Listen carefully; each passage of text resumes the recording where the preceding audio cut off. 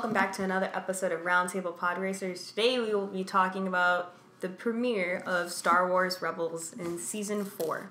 I'm your co-host, Julie. And I'm Anna. And let's get started.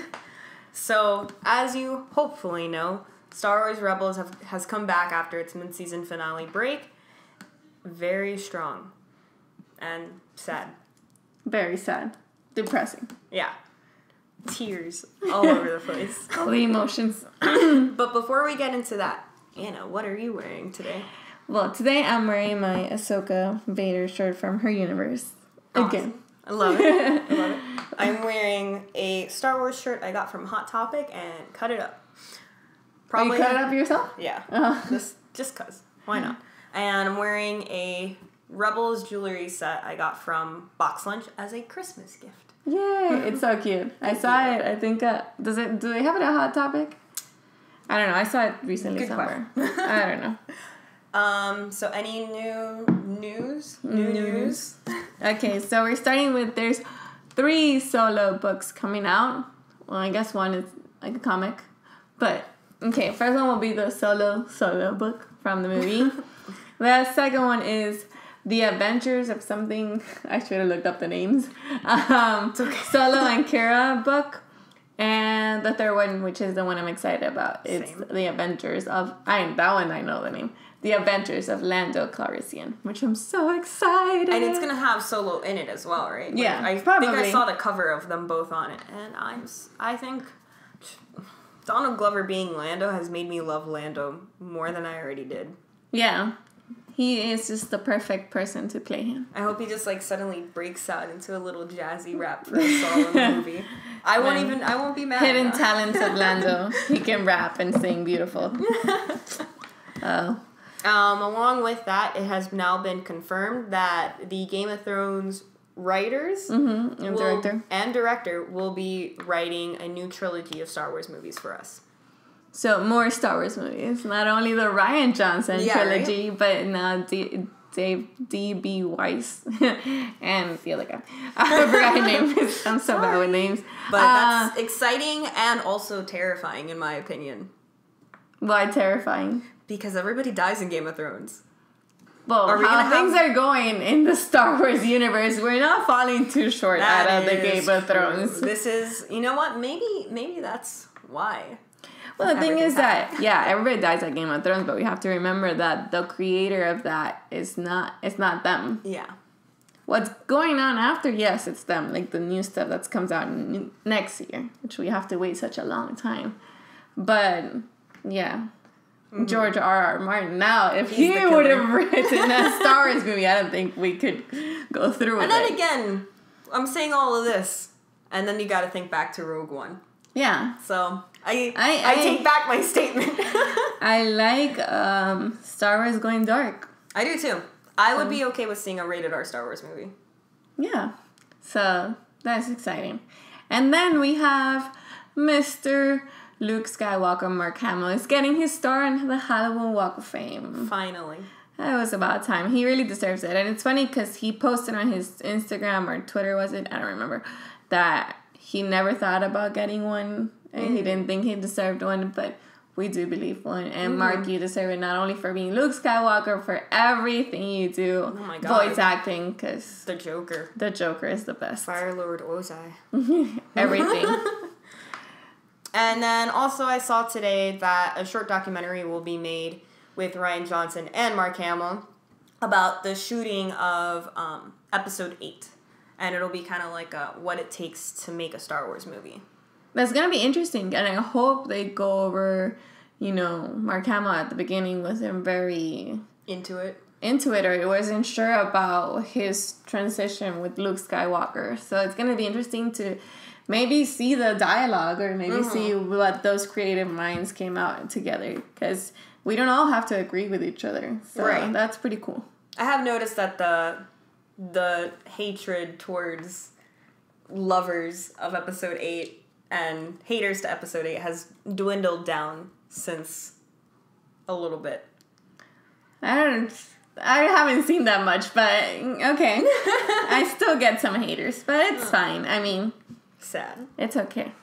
Other than that, the DVDs for The Last Jedi, now that we're talking about it, is coming out in March, which happy birthday to me. I'm very excited for that. And if you guys check out, I think they have it on the StarWars.com website. They will show you exactly what each store is providing, because I know I got the metal hardcover from Best Buy. I pre-ordered it a long time ago.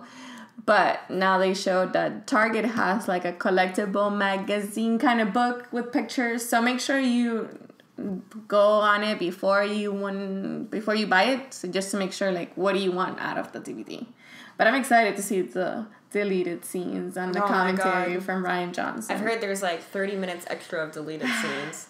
Very excited for that. Beautiful. Need some more Raylo in my life. And then our episode today is going to be talking about Rebels and Jedi Night and Dume specifically. But just to let you guys know, which is sad, we only have 4 more episodes left from Rebels. I was going to say The Last Jedi.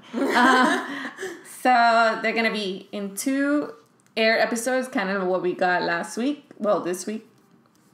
And so there's 2 more weekends of Rebels. Yeah, 2 more Mondays. So sad. I hope Filoni is like coming up with something already. Like, me too. I needed more. I don't want it to stop. Me neither. It's gonna be so sad.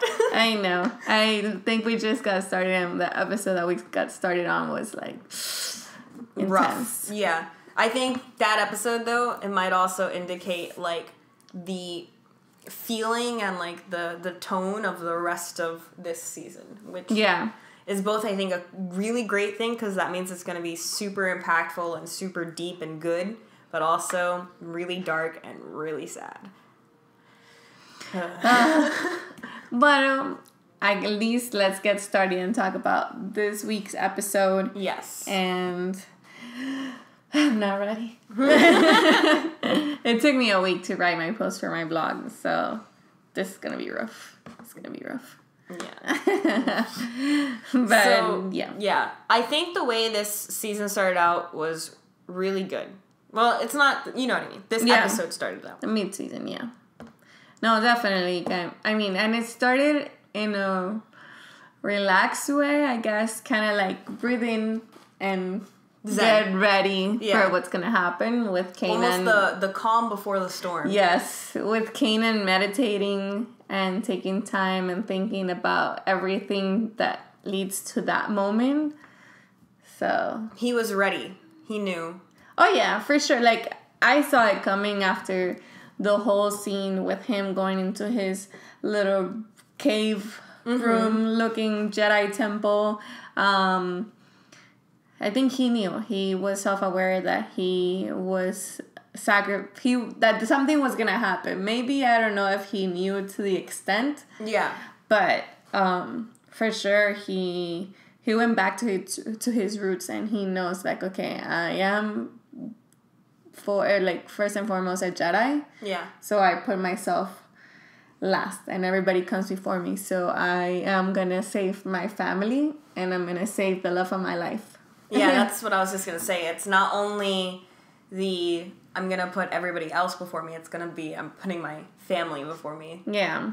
So it was beautiful. And even though at the beginning I hated that Kanan cut his beautiful hair, but then it kind of made sense. And even when he started talking about Hera, I'm like, oh, that's your hair when we first met. So it was like, oh, that's such a beautiful tribute.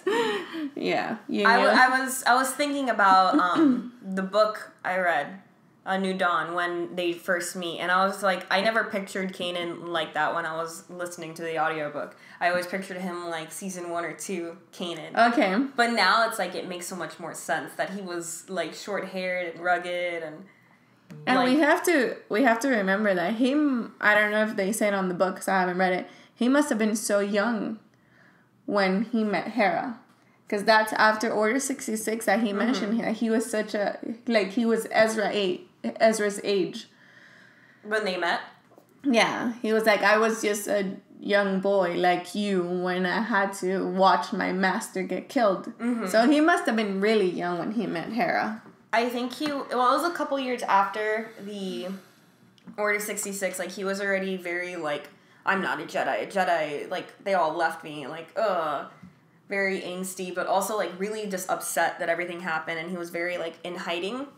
So it seemed like it was a couple of years, but, like, not that many, obviously. Like, you know, from episode 3 to episode 4, it's only 18 years. Yeah. So I'm thinking he's like 20, 21 when he met Hera. that sounds about right. Yeah. That he's still like young, immature, so he doesn't care about his look. Something like that. Yeah. Yeah. But I thought that was also really well done, that they talked about their past a lot together, and that even though he was like freaking hijacking the Empire, he still got her thing. Calicoria? Yeah, something. If I'm saying it right. Something, yeah.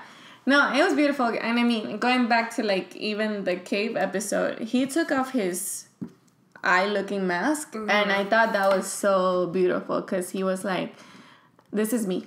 Like, I don't have to hide even though I'm blind and I see like Daredevil. I'm just gonna, you know, this is me and I'm just gonna do it my way. Also, I feel like that was like a symbolic metaphor for when he told the wolf, like, I know what I have to do now. Oh, yeah. Like, that was like, I see what I have to do. Yeah, for sure. And he knew, and even though he was conflicted, because he mentioned it to Ezra, he was like, you are in charge of this mission. Like, my vision is cloudy, or, you know, I have too much feelings that you need to be the one in charge. Even when he separated from Ezra and Sabine, like, I feel like he was, like, saying a final goodbye. Oh, yeah. Like, when he separated, he was like... And I feel like that May the Force that Kanan mentioned to the kids, because I love when he calls it the kids. Oh my god, I know. Was the same, May the Force be with you, that Princess Leia said to Hodo, General Hodo. Yeah. The Last Jedi. Like, it's one of those that you're like, oh, when I heard him saying that, I'm like, oh, he just said goodbye, and they don't even know it. So that, I think... Like, he already knew, and that's why even when Obi-Wan to Luke. Exactly. Or even Obi-Wan to Anakin before. There's always been that. That has always been, like, the final line from a teacher to a apprentice. Oh, my God. No, and even, like... Because, okay, so now moving to the whole rescue mission. When he rescues Hera, he mentions that he has to tell her something. And I've read both of like, oh no, he was probably telling her that he loves her. But I feel like even if he would have told her that he loves her, that would have been a goodbye. Yeah. Like that I love you would have been... I know.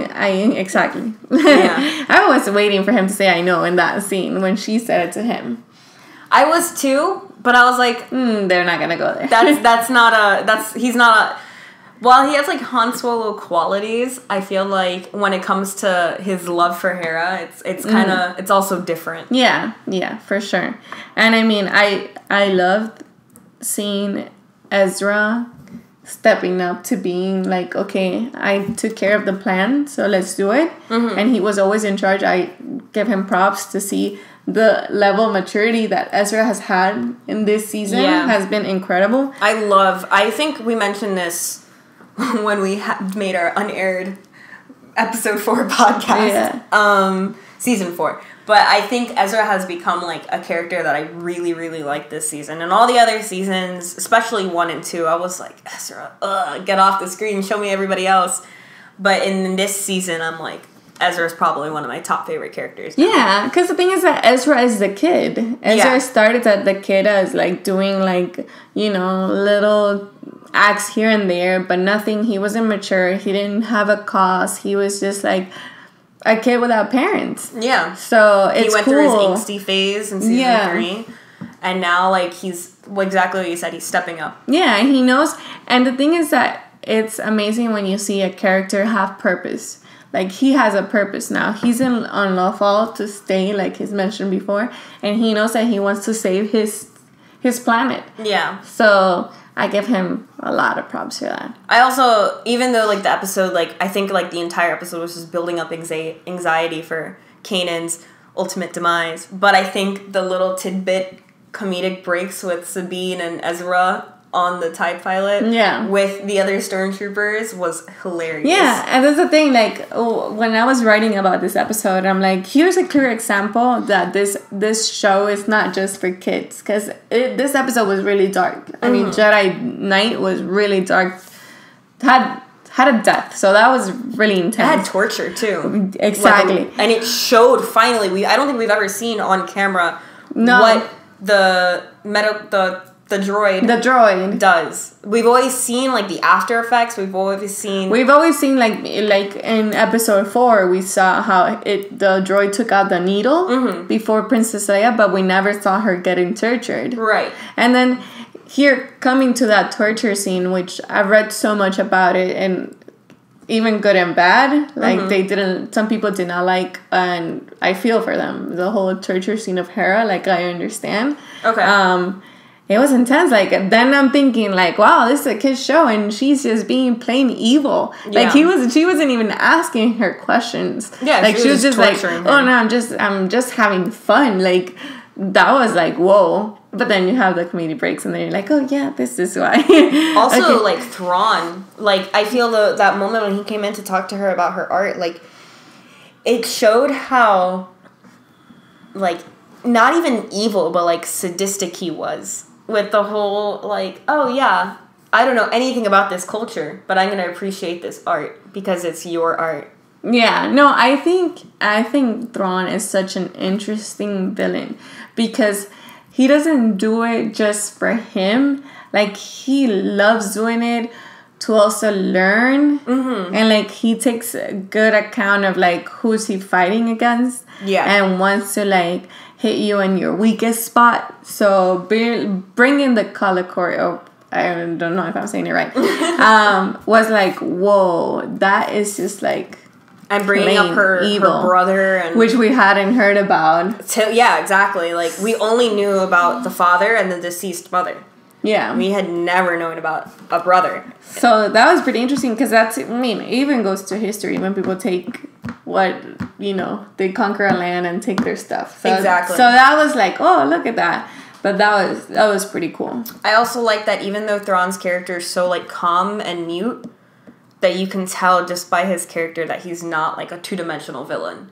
He has so much more depth going on. Yeah. And I loved that scene when he's talking to Tarkin. Oh. And they mention Stardust. I love that there's, like, that competition between them. Yeah. Like, oh no, I'm fighting for my TIE fighters against the Death Star, which at that moment is just a Stardust plans. But it's like, oh, that's so cool because we know Thrawn and we know he's driven. Like, he's driven to fight to get what he wants.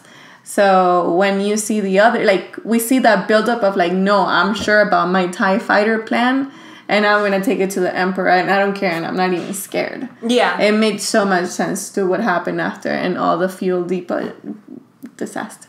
Yeah, definitely. Oh, man. This episode was a bucket of emotions. And then after the torture scene, seeing Hera drunk in her medication or whatever that's called. Yeah. That was Vanessa Marshall is such an incredible voice actress, first of all. Because she did it really well. Her rendition of the whole Hera and even the animation to put Hera's, like, destroyed face after Kanan was amazing. That her face broke my heart. Yeah. But I thought it was interesting. It was funny that you put those things for, like, in that moment. I don't know. In a kids show, that was pretty funny. Oh, you mean the drunk Hera? Yeah. Yeah. But it was so weird to see Hera like that because Hera is such a strong character. Yeah. So it just took to that point because at first she was like, oh no, you have to kill me, and she was so sure about it. She was like, oh, you're gonna have to kill me to, like, get my information. Yeah, and then the fact that the torture droid, it just gets you really drunk. That was pretty funny. Yeah. And then Kanan obviously comes to the point where he's about to sacrifice himself. He knows it. Sabine and Ezra didn't see it coming at all. At all. They were just like, oh, look, our family. Yay, we made it.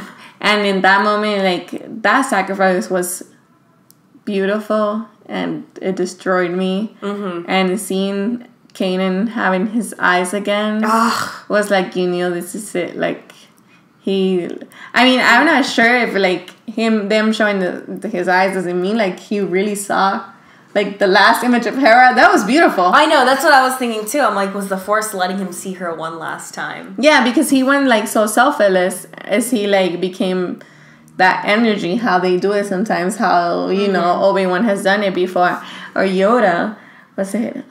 Is he gonna come back as a Force ghost? Is he? I almost want to believe he is, just because of the meditation that he was doing prior to all of this. Like, it almost seemed like a ritual of sorts. I just think that he's gonna become a ghost. A wolf and not a ghost. Like, I don't think he will do both of them. I don't know. I might be wrong.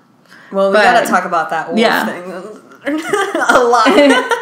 And then the last thing for the Jedi Night, I guess, was them coming home. I want to take a second for sure to talk about everybody's like initial reaction. It was so them. It was. The way they grieved at the beginning, it was so them, because Hera was like in shock and heartbreak. Ezra was like destroyed, and Sabine was angry. Oh yeah, and that's so Sabine throwing her helmet. Yeah, that was her. And then I just love that, like, for example, the relationship Ezra has had with Zeb has come to be so great brother and little brother. Yeah, that when he came home, he was like, oh no, he's gone, and the first thing he did was like give him a hug. Yeah, I thought that was beautiful. Plus, going back to what Seb said, he didn't even notice he didn't realize at that moment what Ezra was talking about when he said that Kanan is gone. Because they've gone through so much that he's like, oh, did he get captured? Did he do this? Yeah, they've gone through so much that he doesn't even imagine that Kanan, the Jedi, is going to die. You know what moment also like solidified the fact that he was like going to die, I think, was the moment he lost his lightsaber. And I don't mean that in like he lost his lightsaber, so now he's defenseless. I mean that in like I remember in the Clone Wars episode when Anakin gave his lightsaber to Padme, it was like, oh, like, this is like our lifeline. Like, this is so much more than a weapon. This is like the symbol of the Jedi. And for that to be like... right before. Him losing it right before, like, I think that was the symbolic matter that was like... This is happening, guys. No, for sure. Especially when in the whole episodes with Ahsoka, when she lost it and she was so scared of losing it. Exactly. And not telling anybody. So, no, for sure. And now the next episode. The next episode was really good, but I will admit that I definitely liked the first episode more, but just because of how impactful it was. But the next episode had a really good thing about it. Wolves? I am so excited. I love Filoni and I love wolves. That's my favorite animal. The fact that they're freaking loft wolves are just... oh my god, yeah, it's so cool. So cool. But Dume. We have Dume. We have a new wolf coming out. Yeah. And he says, I am Dume. So does that mean he is Kanan? He also had... the symbol Kanan had on his shoulder on his head. Yeah, Seb has it too. Seb has the same symbol. And Kanan had it. And I love it because after the next day, everybody was like, did you notice? Did you notice? Yeah, that's how I saw. I'm like, yes. So, why do you think the wolves are angry at Ezra? I thought that was super interesting. And I love that the episode started again being dark. Mm-hmm. How everybody was grieving in their own way. Yeah, I do feel like the wolves are also mad that Kanan died in a little sense. Okay. And I feel like, I don't know exactly why they're mad, but they're showing kind of like the emotions that Ezra's feeling. And this is so Ezra, of him leaving the base. Yeah. And like finding the sense on his own, because this is the first time that he doesn't have to depend on anybody. I mean, on Kanan. So he feels lost. So I thought that was super sad, but so beautiful and well done that, yeah, the wolves came at him. That's what I was going to say. I feel like the wolves are kind of like because, like, we still don't really understand what their whole deal is. Yeah. Like, we know that they exist because other people have seen them, but then they've also not seen them. So it's a really weird mix. Yeah, they're for sure the force sensitive or force related or something. Like, possibly even force beings. Like, yeah. I can't really tell. But I do think that they were, like, a manifestation of Ezra's emotion and grief. And, like, they were angry because of, like, his internal anger. Yeah. Probably. Maybe. Something along those lines. I'm very interested because I know they were angry, but they also made Ezra run.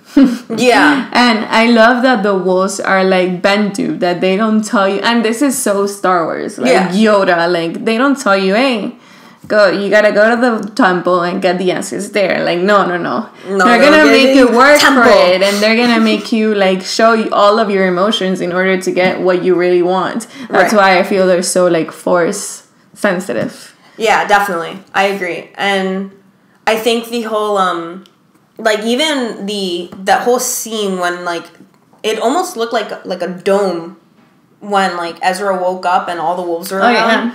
And it that whole thing reminded me of the cave scene in Empire. Yes. In Dagobah. So much.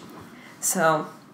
Now, I'm very interested because the wolves, the gray wolf looked bigger, which was like, okay, are you like the captain of the wolves? Or are you like the main wolf? Yeah. Like, what is up with that? Because it's the like the whitish gray wolf and then the two black wolves, right? Yeah, I think one is white, one is grayish, and one is black. Because always one looks, I don't know if it's me, but always one looks darker than the other one. Okay.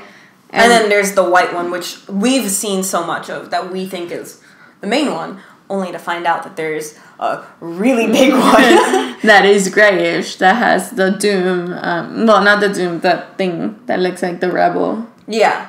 That is also, yeah. So that might be the main one. I don't know.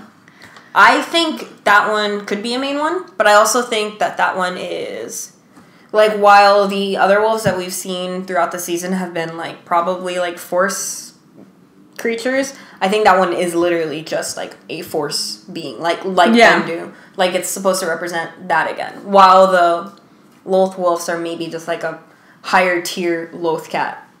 Could be. I also believe that he's probably like a guardian of the Jedi Temple because he's the one that gave him the stone, which has the hand symbols, and that's what Ezra has to do now. Which I love that even though Kanan is dead, which, by the way, parentheses, I don't know if you watch Rebels Recon. No. But, okay, you'll have to watch the last episode of Rebels Recon because it was amazing.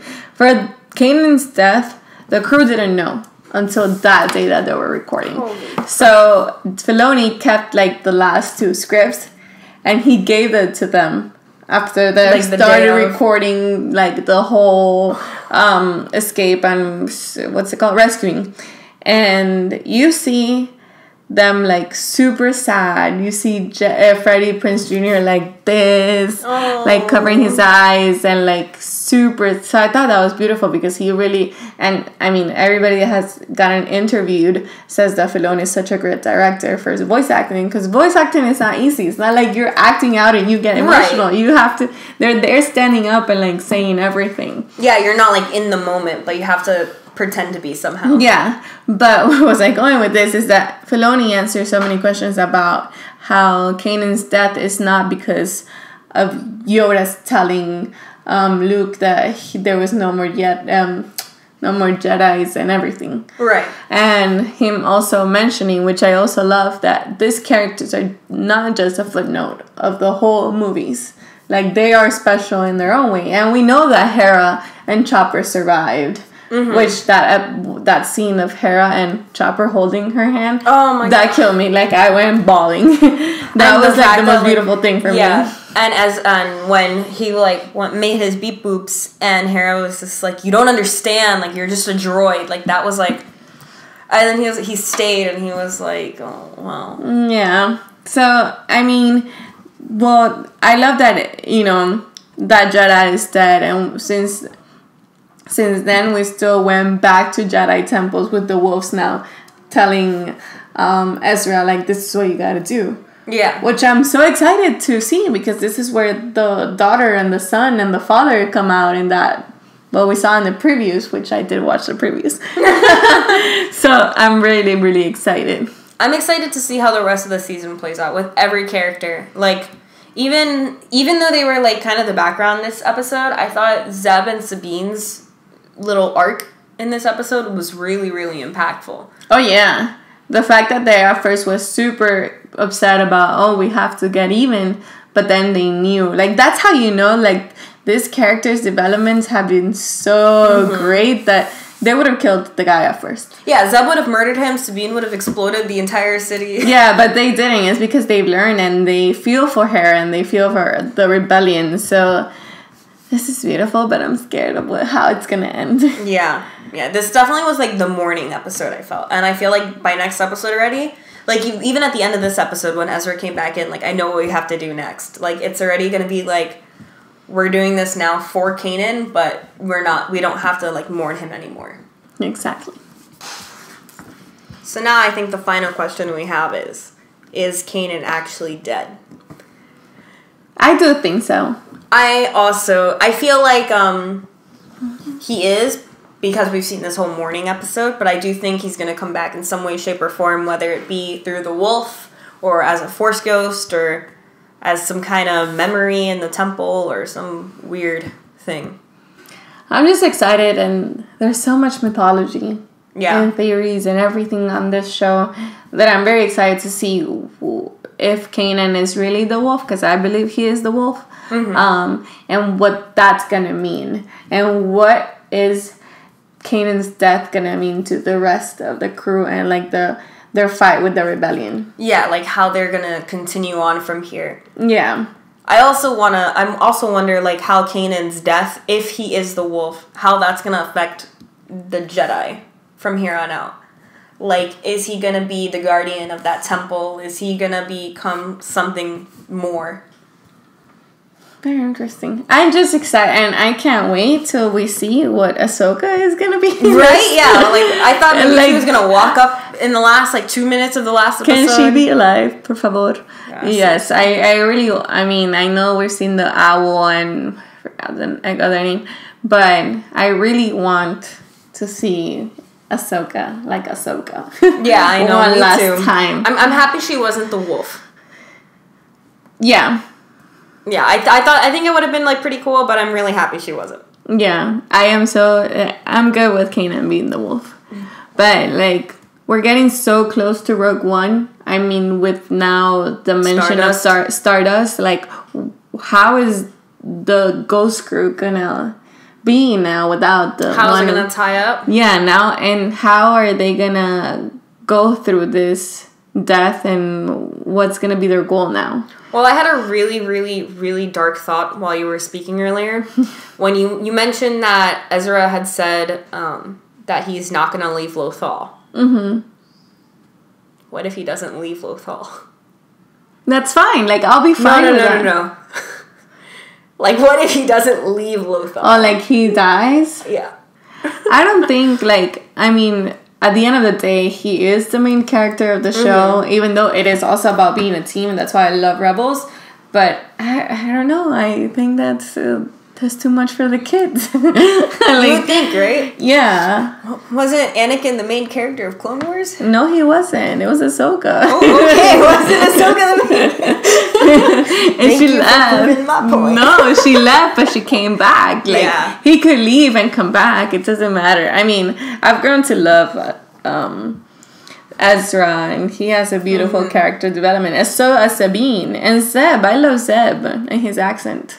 Yeah, I wouldn't want the rest of the Ghost... I mean, I don't want any of the Ghost crew to die. But I think, and from a story point, it made sense, Kanan dying. Yeah, and we saw it coming. And, it's okay. I mean, I'm still super bummed about it. But I just hope, this is the one and only death. I kind of hope so, too. I do kind of have a feeling that they don't end up together. The Ghost crew. Oh, they'll separate. And because we've seen with Forces of Destiny a lot of animation of Hera with Chopper, which I'm glad Chopper's still out there because Chopper's my favorite. Yeah. but like I see them also like kind of separating. They're like, okay, Ezra's gonna stay in Lothal, Sabina's gonna be Mandalorian, Mandalorian army, or many, I don't know.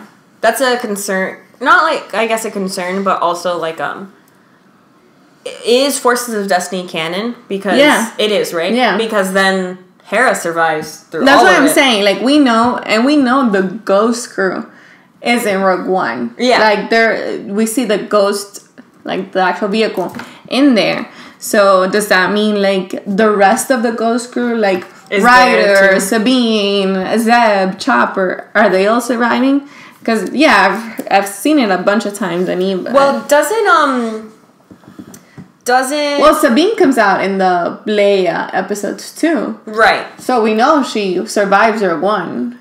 And she also then survives the team. So that's why I'm saying, like... Weren't the Leia episodes around this era, though? Oh, no, that's true. Also, that will prove my point. Does that mean... Oh, well, no, because Sabine actually gets picked up by Hera for another mission. Maybe they're still together. Maybe they just run around like they're the hidden rebel... crews, such just like Jyn Erso and... Yeah. I'm blanking on his name right now. Don't hate me. Rex? Captain Rex. Doesn't Rex have the ghost right now, though?